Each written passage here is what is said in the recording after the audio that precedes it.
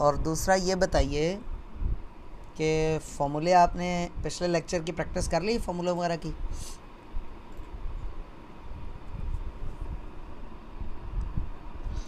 क्योंकि आज का जो लेक्चर है वो फॉर्मूलों के हवाले से ही होगा, लिहाजा आपको उसकी प्रैक्टिस आपकी होनी चाहिए। बहरहाल बिस्मिल्लाहिर्रहमानिर्रहीम, आज के लेक्चर का बाकायदा आगाज़ करते हैं। मुझे जल्दी से बताइएगा कि लास्ट टाइम हमने फॉर्मूले ही शुरू किए हुए थे ना। मेरा ख्याल है कि सम का, एवरेज का, काउंट का, मैक्सिमम का और मिनिमम का, ये फॉर्मूले हमने सीखे थे, है ना? ऐसा ही है।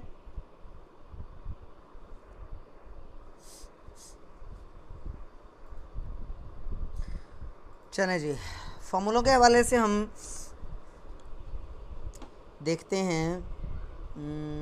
जिस फाइल पे हम काम कर रहे थे वो ये थी गालिबन, सही।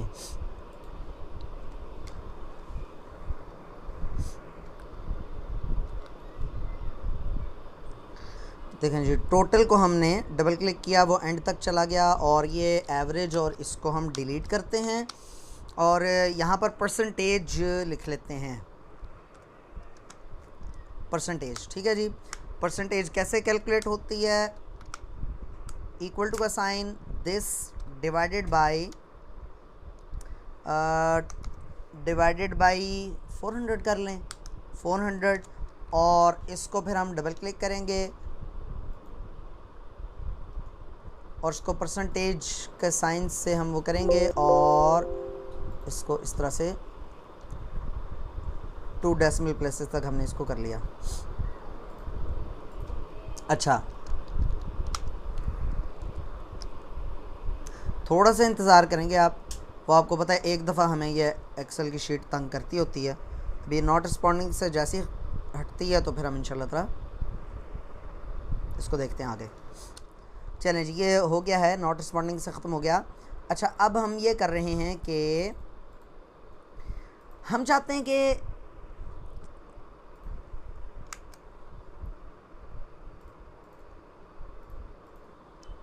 इसके आगे हम इनको पास या फेल लिखना चाहते हैं, ठीक है?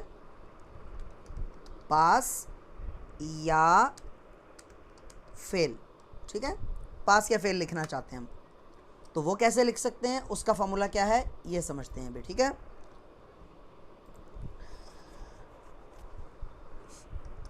पास या फेल के लिए आपको इफ़ का फॉर्मूला समझना पड़ेगा।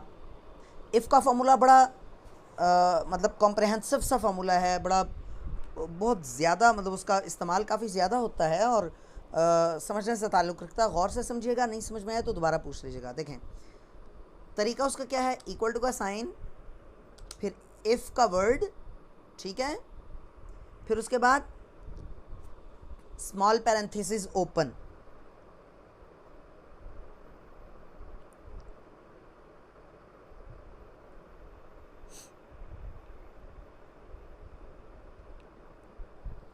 होल्ड कीजिएगा एक सेकंड।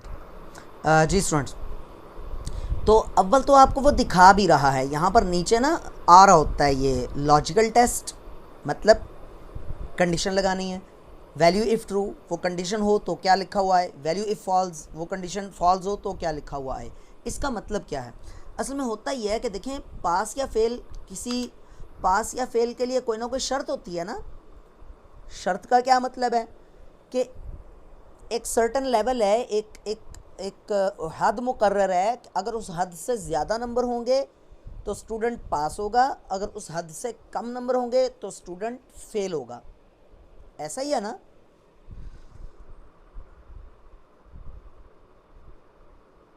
अब यहाँ पर मुझे, अब मैं ये चाहता हूँ कि यार मैं बॉटम वाले देख लूँ, तो मैं इसको टॉप बॉटम 10 आइटम्स,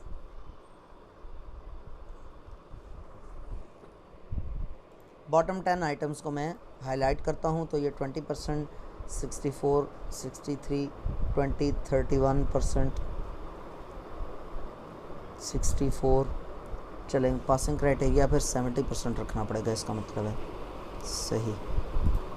इसको हम क्लियर देखें। अब ये देखें इसका रूल मैंने कितने वो इसका इस्तेमाल कहाँ पर किया है। मैं देखना चाह रहा था कि मतलब जो 50% या 40% से कम वाले कितने हैं, तो एकदम से पता चल गया उसका। तो पहले तो ये देखें कि इफ़ का फॉर्मूला कहाँ लगता है। वहाँ पर लगता है जहाँ पर आपने एक हद मुकर्रर हो, एक कंडीशन, एक शर्त मुकर्रर हो, उस शर्त के पूरा होने पे कुछ और लिखना चाहते हैं और उस शर्त के पूरा ना होने पर कुछ और लिखना चाहते हैं। मिसाल के तौर पे आप पास या फेल लिखना चाहते हैं, तो पास या फेल का कोई ना कोई क्राइटेरिया होगा ना, कि इससे ऊपर नंबर वाला पास होगा, इससे नीचे नंबर वाला फेल होगा, ऐसा ही है ना। तो हम क्या करेंगे, इफ़ का फॉर्मूला लगाएंगे, इफ़ और फिर ब्रैकेट ओपन करेंगे, ठीक है। उसके बाद सर ये इफ़ के सेल कंडीशंस मैंने मैट्रिक में कंप्यूटर में पढ़े हैं। हाँ अब्दुल करीम, आप ठीक कह रहे हैं, उससे काफ़ी मिलता जुलता है, लेकिन बहरहाल वहाँ पर हम नेस्टेड इफ़ भी पढ़ते हैं ना, तो यहाँ पर नेस्टेड इफ़ भी है। वहाँ पर नेस्टिंग हम करते हैं मैक्सिमम एक लेवल की, या बहुत ज़्यादा कर लें तो 2 लेवल्स तक हम जाते हैं। यहाँ पर मल्टीपल लेवल्स तक जाएंगे हम नेस्टिंग में, ठीक है।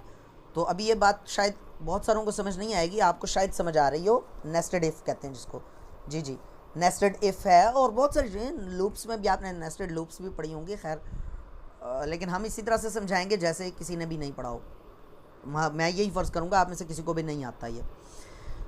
तो आप सबसे पहले उस सेल का एड्रेस लिखेंगे या उस सेल को सेलेक्ट करेंगे जिस पर आप ये कंडीशन लगाना चाहते हैं। फ़र्ज़ कर लें कि मैं कंडीशन लगाना चाहता हूँ इसके ऊपर, ठीक है। और कंडीशन क्या लगानी है, ये भी फ़र्ज़ कर लें कि इसके पासिंग मार्क्स हैं 70%। पासिंग मार्क्स हैं कितने परसेंट, 70%। ग्रेटर देन 70%, ये कंडीशन लग गई।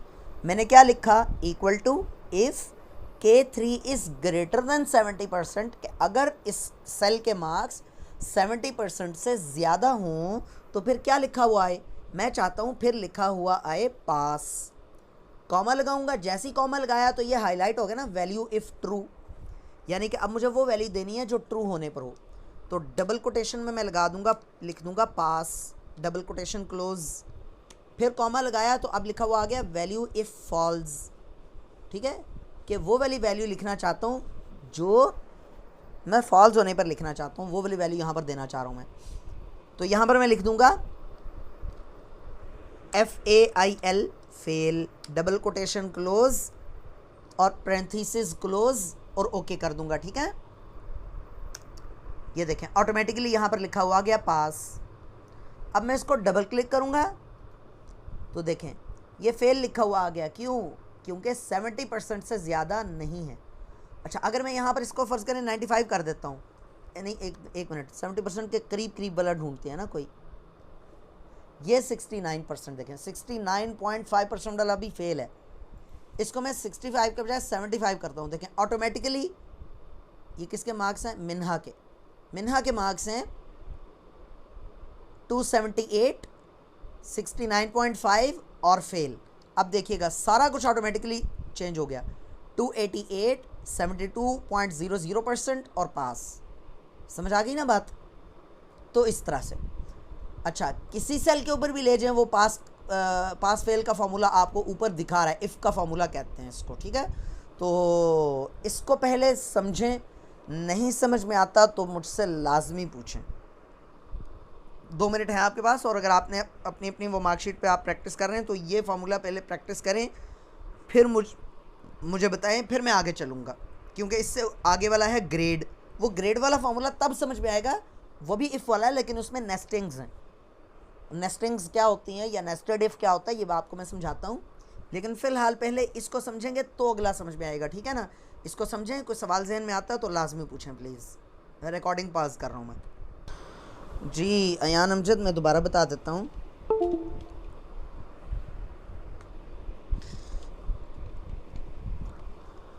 फॉर्मूला है, सबसे पहले आप इक्वल टू का साइन लगाते हैं,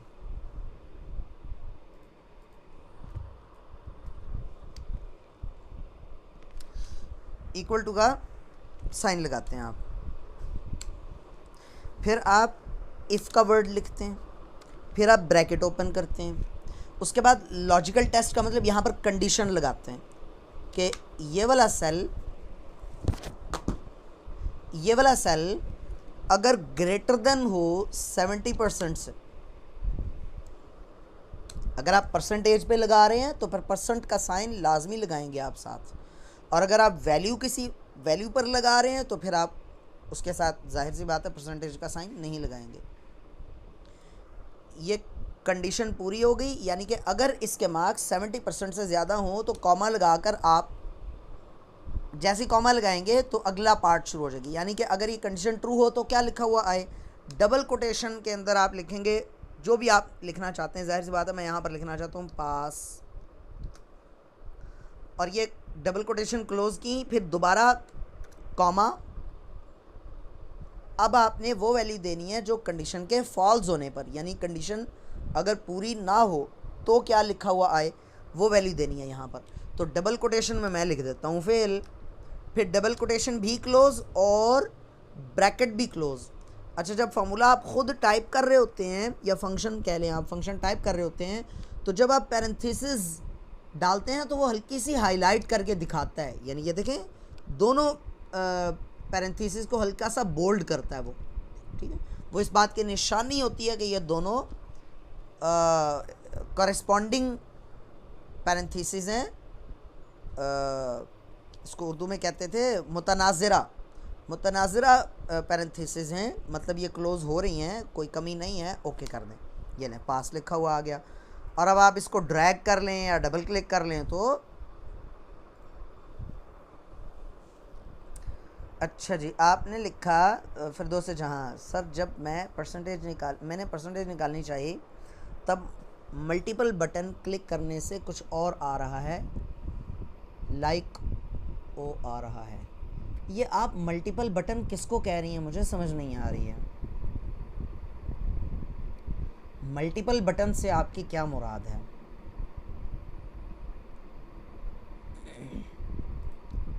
मैं माफ़ी चाहता हूँ जी, आपका सवाल मैं समझने से अभी तक कासिर हूँ।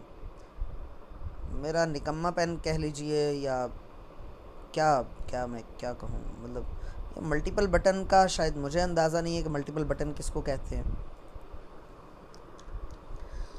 या आप किसको कह रही हैं वो आप बता दें तो फिर शायद मैं समझ पाऊँ। डबल क्लिक कह रही हैं शुमाइला अशर, उन्हीं को कहने दीजिए ना, वो हो सकता है किसी और को कह रही हूँ।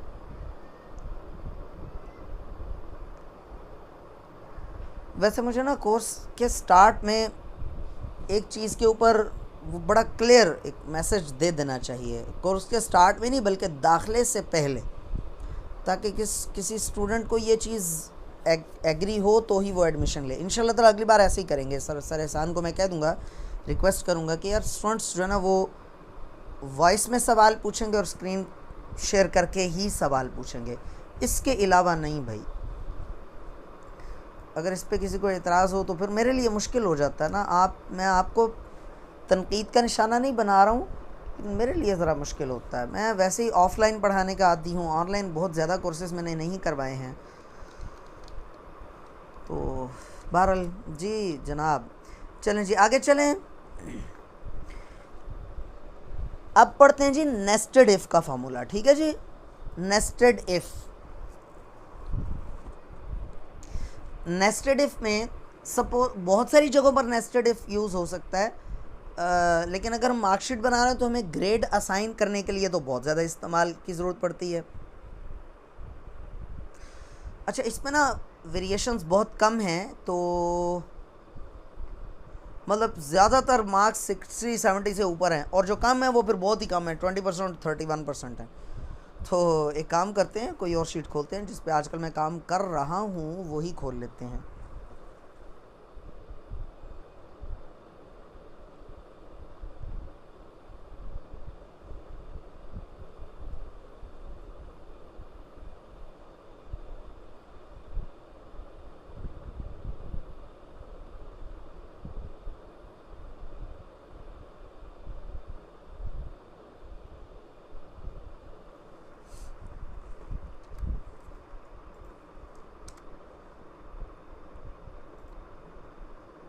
यही कर लेते हैं।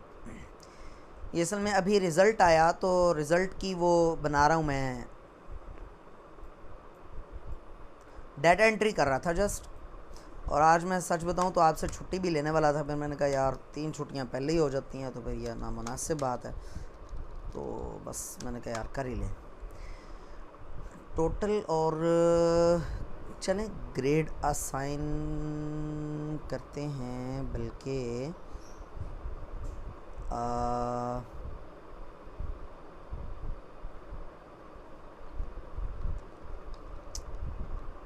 ये इंग्लिश के मार्क्स 100 होते हैं, उर्दू के मार्क्स भी 100 होते हैं, और इस्लामियात के मार्क्स होते हैं शायद 50, मैथ्स के मार्क्स भी 100 होते हैं, फ़िज़िक्स के मार्क्स 85 होते हैं, कंप्यूटर के मार्क्स 75 होते हैं, तो टोटल मार्क्स इनके हो गए 510। अच्छा जी, और अब हम यहाँ पर कैलकुलेट करते हैं percentage equal to this divided by 510, और ये जनाबे मन इसको हम डबल क्लिक करते हैं और इसकी टोटल काउंट 54,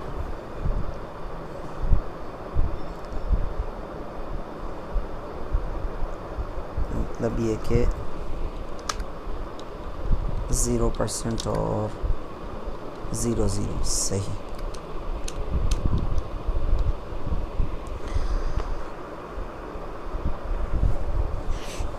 अच्छा देखें, 2 मिनट सिर्फ दीजिएगा, मैं इसको परसेंटेज में कन्वर्ट करके इसको मैं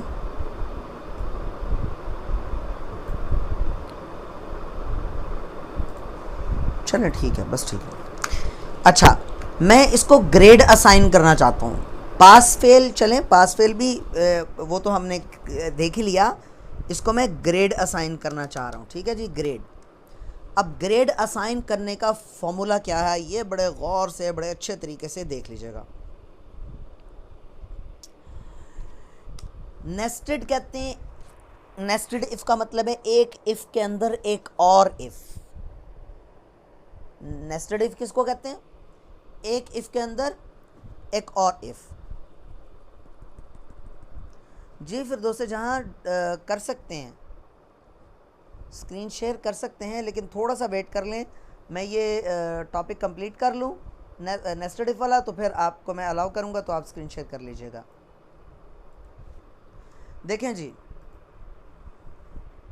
मैं यहाँ पर फॉर्मूला इसलिए नहीं लिख रहा हूँ कि यहाँ पर ज़रा देखना आपके लिए आसान होगा, मतलब एक ही बात है, यहीं पर लिखा जाएगा, लेकिन देखें इक्वल टू का साइन, इफ़, ठीक है, फिर ब्रैकेट ओपन, अगर इसके मार्क्स ग्रेटर देन हो 80% से, यहाँ पर देखिएगा, यहाँ पर ना देखिएगा, क्योंकि ये वो तो एक ही सेल की, वो सेल की जो चौड़ाई है वो कम है, मतलब आप विड्थ कह लें कॉलम की, वो कम है, तो लिहाजा वो नीचे नीचे लिखता जाएगा, लिहाजा इस फॉर्मूला बार में देखिएगा। अगर ये 80% से ज़्यादा हो तो यहाँ पर लिख दे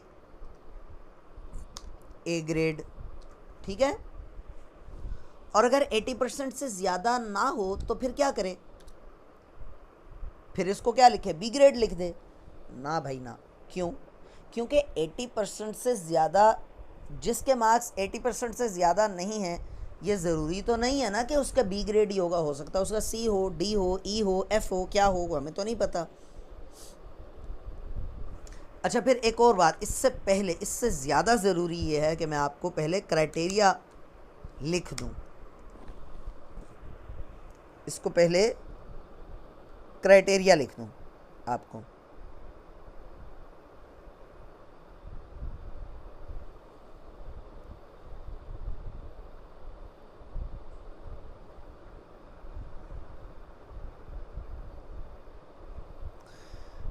अच्छा भाई,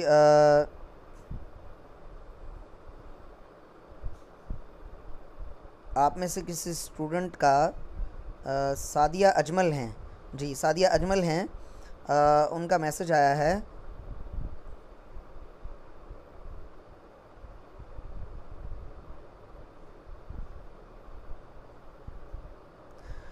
सादिया अजमल का मैसेज आया है कि उनके चाचू की कल डेथ हो गई है। कल शाम 6 बजे जनाज़ा था उनका, नमाज जनाज़ा थी कल शाम 6 बजे।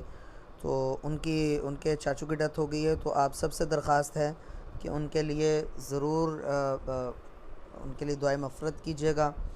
अल्लाह ताला, मैं भी करूँगा इंशाअल्लाह ताला। अल्लाह ताला उनको उनकी लग़्ज़िशें माफ़ फ़रमाए, उनको उनकी कामिल मग़फ़िरत फ़रमाए। अल्लाह ताला उनके लवाहिकीन को सब्र जमील अता फ़रमाए और उनके दर्जात को बुलंद फ़रमाए। अल्लाह पाक उनको बहुत बहुत करवट करवट जन्नत नसीब फ़रमाए। अल्लाह पाक उन पर ख़ुसूसी फ़ज़ल व करम फ़रमाए। अल्लाह ताला अगली सारी मनाजिल आसान फ़रमाए उनकी। यकीनन बहुत बड़ा दुख होता है अगर कोई इस तरह से अपना प्यारा चला जाए। उसके दुख को लफ्ज़ों में बयान नहीं किया जा सकता। वो वही जानता है जिसके साथ गुजरे। हम सब में यकीनन सबके घरों में कोई ना कोई फौतगी तो हुई होगी। बहरहाल अल्लाह ताला इनके लिए इनके दुख को कम करे। अल्लाह पाक उनको खुशियाँ अता फ़रमाए। जो आगे चले गए हैं उनको वहाँ पर अगले जहान में खुशियाँ अता फ़रमाए। अल्लाह ताला उनको अपनी रज़ा नसीब फ़रमाए। अल्लाह ताला अपना खुसूसी साया नसीब फ़रमाए। अल्लाहुम्मा ग़फ़िरली वलिल मुमिनीना वल मुमिनात वल मुस्लिमीना वल मुस्लिमात अल अहयाअ मिनहुम वल अमवात इन्नका समीउन क़रीबुम मुजीबुद दाअवत या रब्बल आलमीन आमीन।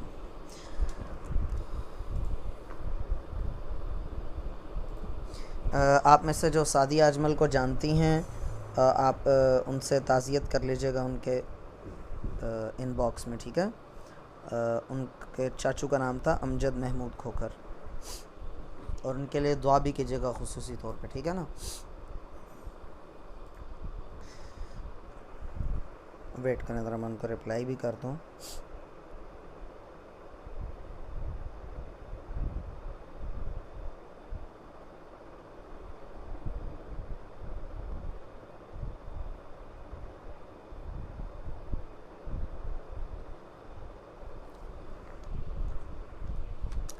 सादिया अजमल मुझे नहीं मालूम क्लास में हैं या नहीं है। अगर हैं तो उनसे दरख्वास्त है वो क्लास लीव कर दें। खैर मुमकिन तो नहीं है, मेरा तो नहीं ख्याल वो क्लास आज ले रही होंगी, लेकिन उनको अलबत्ता इजाज़त है कि वो अगर कोई चीज़ रिपीट पुराने लेसन्स में से भी रिपीट करवाने को कहेंगी तो मैं ज़रूर कर दूँगा रिपीट, अलग से क्लास के फ़ौरन बाद। मतलब जब क्लास ख़त्म हो जाएगी तो उसके बाद उनको मैं रिपीट भी समझा भी दूँगा इंशाल्लाह। अच्छा भाई, तो देखें, तब सबसे पहले तो ग्रेडिंग का क्राइटेरिया होता है, ठीक है। तो क्राइटेरिया इस तरह होता है जी कि अबव 80% के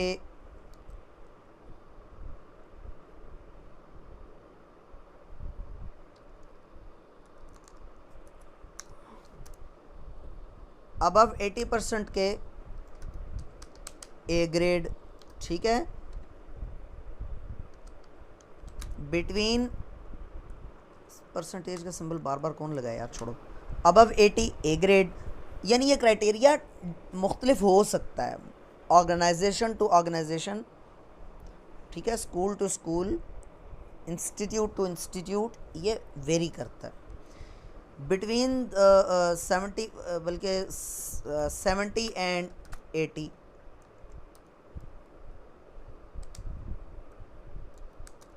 is equal to B grade,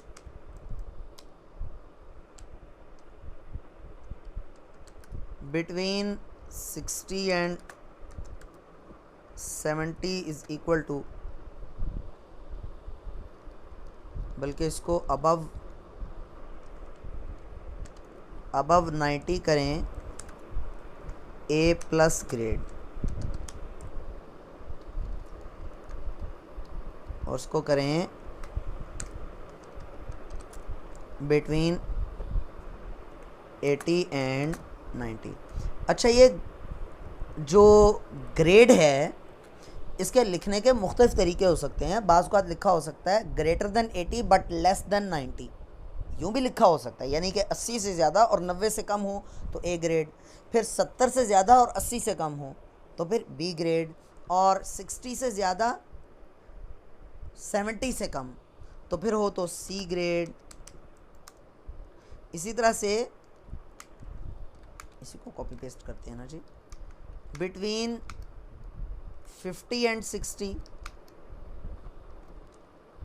तो डी ग्रेड, और उसके बाद लेस देन 60 लेस देन 50 कर लें, less than 50 is equal to F grade, यानी पासिंग मार्क्स 50 रख लेते हैं।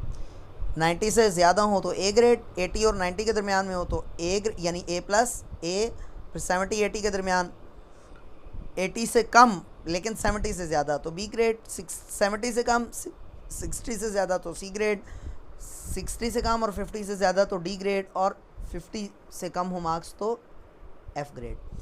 अब इसका जो क्राइटेरिया है वो टेक्निकल पॉइंट ये है, उसकी वजह क्या है वो मैं भी बताऊंगा कुछ देर के बाद। टेक्निकल पॉइंट ये है कि आप इसको डिसेंडिंग ऑर्डर में ही लिखेंगे तो बेहतर रहेगा, वरना मुश्किल हो जाएगा। डिसेंडिंग ऑर्डर में मतलब ए प्लस ग्रेड से ही शुरू करें, एफ ग्रेड से शुरू ना करें, यानी छोटी वैल्यू से शुरू नहीं, 90 से ही शुरू करें, ठीक है ना। बात समझ में आ गई? तो कैसे करेंगे देखते हैं। इक्वल टू इफ, अच्छा एक काम कर लें आप लोग, हाँ ये नेस्टेड इफ़ का मैं बता रहा हूँ तो बीच में वो क्लास वो ख़त्म ना हो जाए, ठीक है। इसके लिए मैं क्लास यहीं पर स्टॉप कर रहा हूँ, जल्दी से रीज्वाइन करें, या बल्कि 2 मिनट हैं कर लेते हैं, ठीक है, छोड़ें गोली मारें।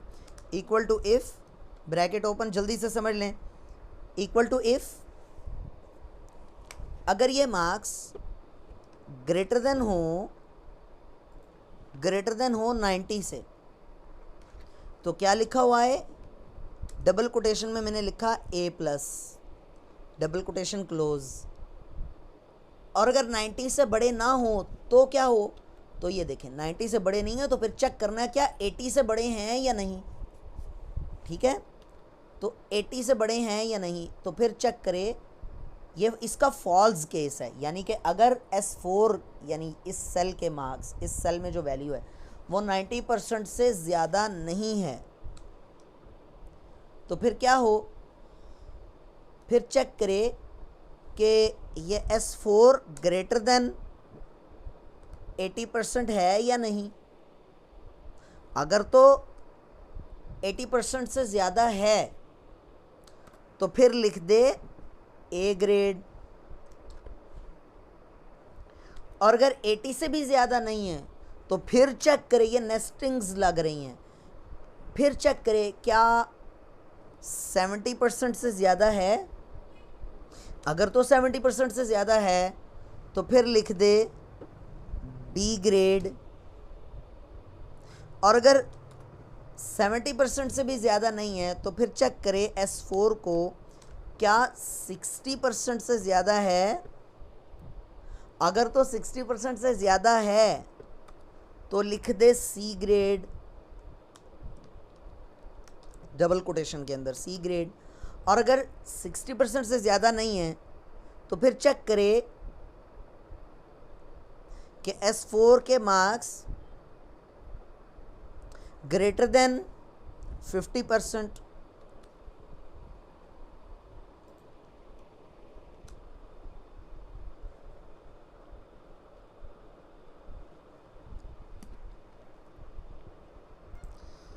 Welcome back. फिर वही काम हुआ ना जिसका डर था।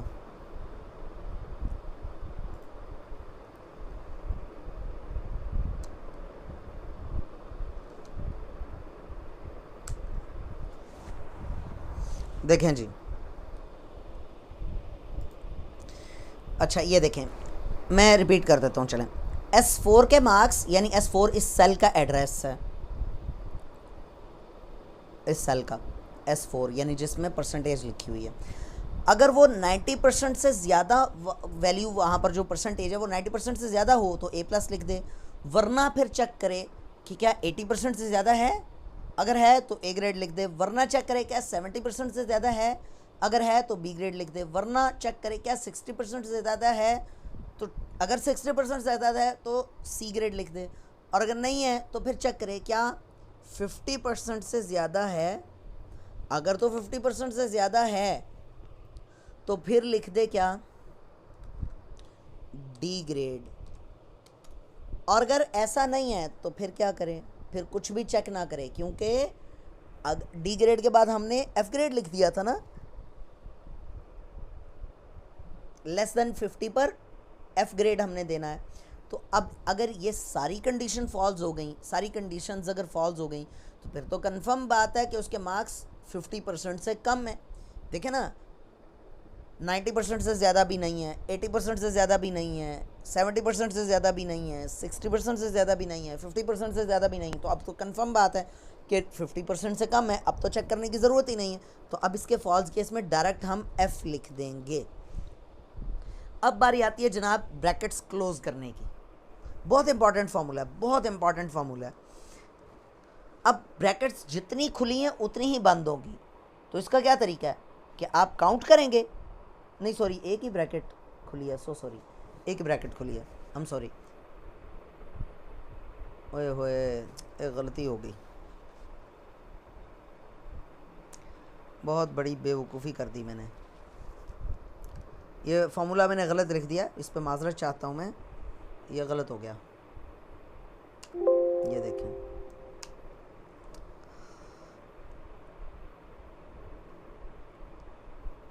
देखें असल में यहाँ पर दोबारा इफ़ लगेगा।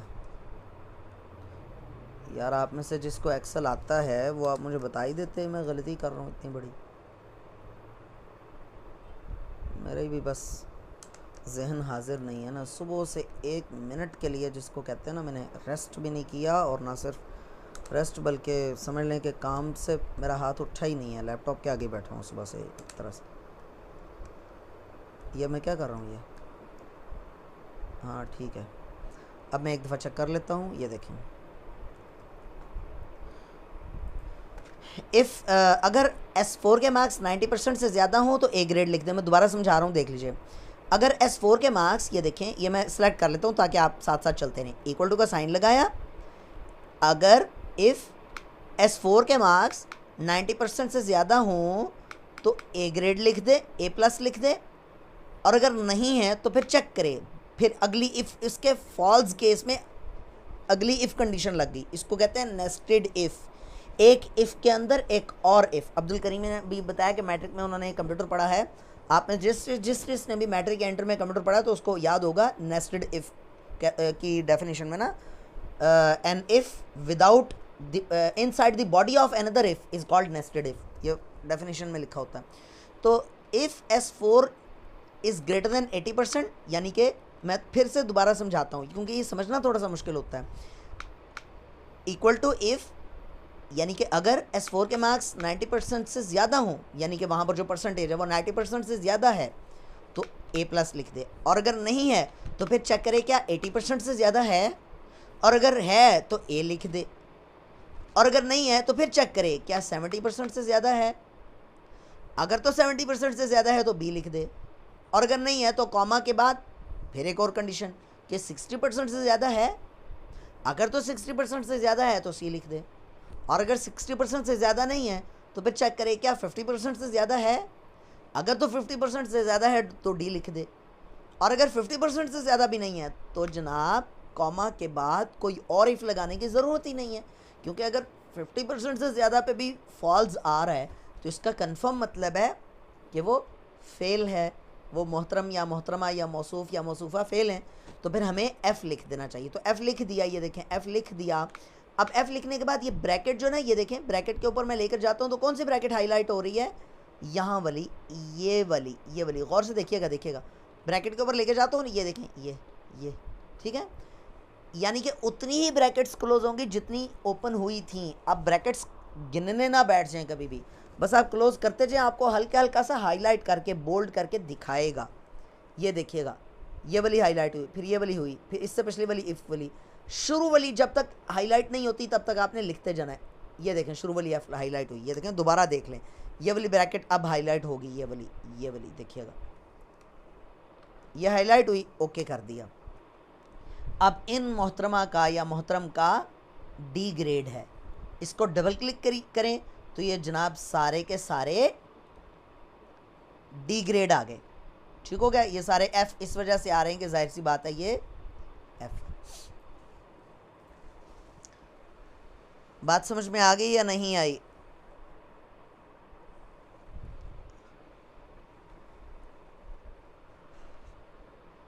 जल्दी से बताएं। आज के लेक्चर में सिर्फ हमने इफ और नेस्टेड इफ समझा है।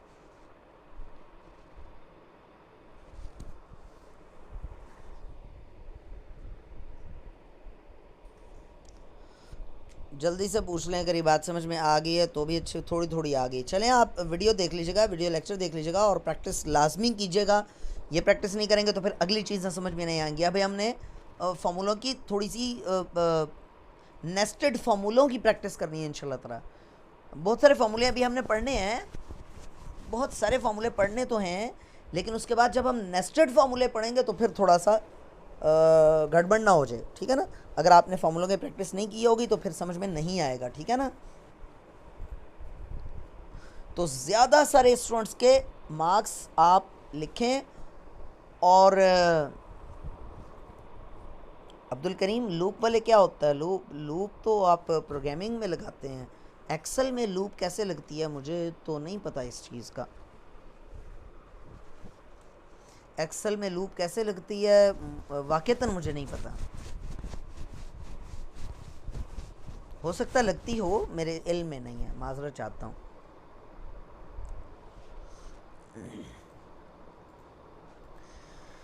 अच्छा तो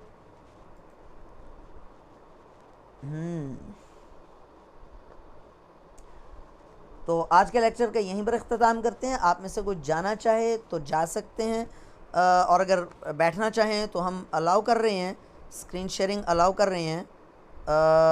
कौन है? फिरदौसे जहाँ थी शायद, आप स्क्रीन शेयर कर सकती हैं जनाब, लेकिन ज़रा जल्दी कर लीजिए। चलें जी, दिखाएं आप। असफ़ा ऑनलाइन कंप्यूटर क्लास, वाह जी वाह, क्या बात है। मेरे भी मार्क्स लगा दीजिएगा यहाँ। अच्छा आप करें, आप जो करना चाह रही थी आप, मैं देख लेता हूँ क्या गलती है।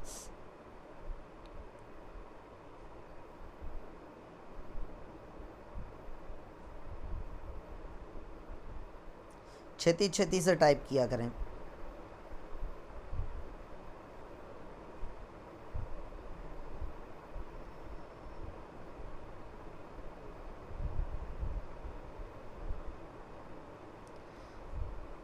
J3, आप J3 टाइप करने की बजाय ना, फिर दोस्तों जहाँ सुनिएगा, टाइप करने के बजाय जस्ट इस 305 जहाँ पर जिस सेल में लिखा हुआ है J3 वाला सेल, इस पर क्लिक कर देती तो वो खुद J3 लिख देता।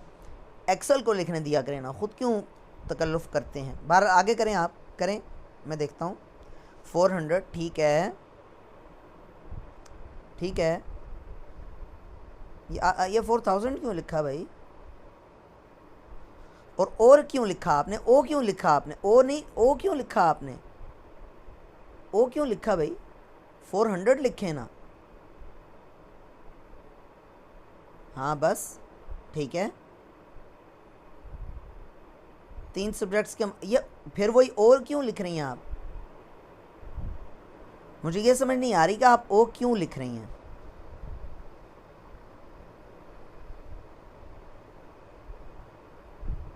पहली बात तो 3 सब्जेक्ट्स के मार्क्स 400 कैसे बनते हैं टोटल मार्क्स, ये भी मुझे समझ नहीं आई। खैर ये ओ क्यों लिखा आपने, ये मुझे समझाएं, बताएं प्लीज़।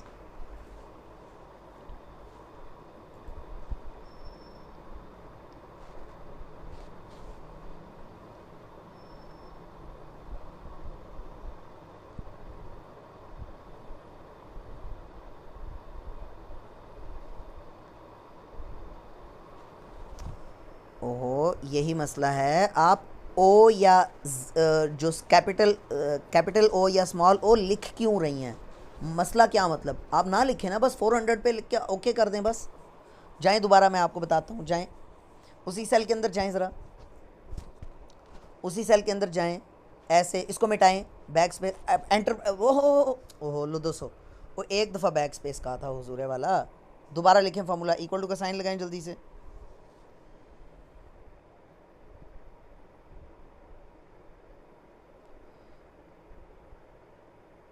इक्वल टू का साइन लगाइए, J3 लिखें ना, वो जो भी सेल है आपका J1 है, उसके ऊपर क्लिक कर लें, 305 पे क्लिक करें। हाँ, जहाँ जिस सेल पर फॉर्मूला लगाना है जनाब, जहाँ नहीं सेल, कॉलम नहीं सेल, उस सेल पर क्लिक करें जाके, जहाँ पर 305 लिखा हुआ है ना, 305 लिखा हुआ है, इस पर क्लिक करें, टोटल मार्क्स के नीचे जी, इस पर क्लिक करें ज़रा, ये देखें J3 उसने खुद ब खुद लिख दिया। अब डिवाइड का सिंबल लगाएं, डिवाइड का सिंबल लगाइए, स्लैश डाल दें ऐसे। अब 400 लिखें, 400 400 लिखें, बस अब एंटर प्रेस कर दें, ये आ तो गया। अब आप उसी सेल पर दोबारा क्लिक करें और नीचे, हाँ इस पर डबल क्लिक करें, यहाँ पर रख के आ गया। अब परसेंटेज पे क्लिक करें, वो ऊपर परसेंटेज वाला बटन है, हो गया। अब इसकी जो डेसिमल प्लेसेस हैं आप ज़्यादा या कम कर सकती हैं, वो ऊपर जाएं उसी परसेंटेज के सिंबल के, हाँ ये देखें, हाँ जी। अब ओ बस ना जी, बट ठीक है, कोई मसला नहीं, जितने मर्जी डेसिमल प्लेसेस आप रख सकते हैं। वैसे आम तौर पे 2 डेसिमल प्लेसेस रखी जाती हैं, मतलब पॉइंट के बाद 2 डिजिट्स रखे जाते हैं। तो अब बताएं, मसला हल हो गया? जल्दी से बताइए